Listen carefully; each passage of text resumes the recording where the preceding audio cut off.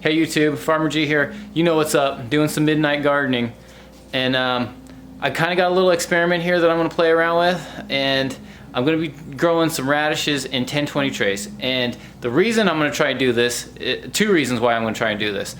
For one is the thought of going to the farmer's market.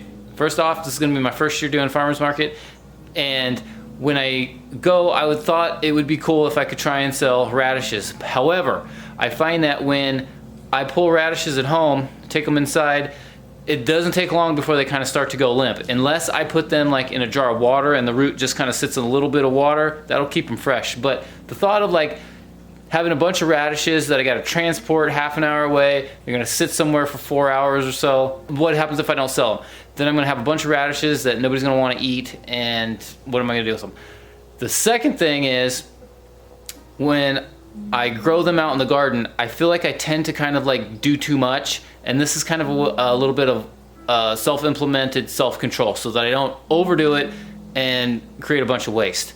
So my thought process here is, if I can grow these in this tray, I just sell the whole tray, and for personal use, it'll kind of keep me focused on not overdoing it.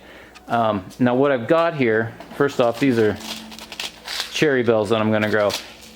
These seeds that I use right here, these seeds are like 10 years old, so I want to start fresh with some newer seeds just so I have a better idea what my results are going to be like. It's with germination and how close I can put everything together and whatnot. So what I'm going to do here is, these are 10-20 trays, and this first tray here has got holes in it. The bottom one is solid.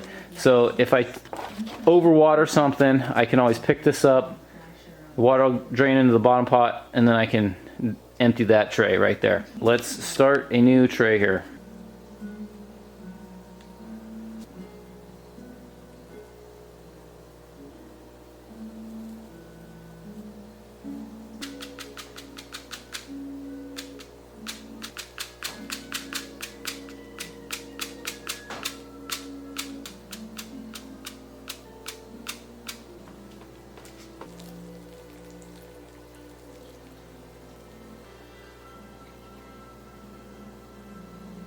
So I think the cherry bells will be a good radish to start with for this experiment, just because these 10-20 trays are not that thick.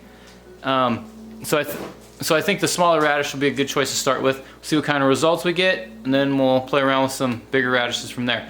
Anyway, see how this goes. Shouldn't take too long before we start seeing some results, and we'll check in and go from there. Anyway, thanks for joining me, guys. See you soon. Later, YouTube.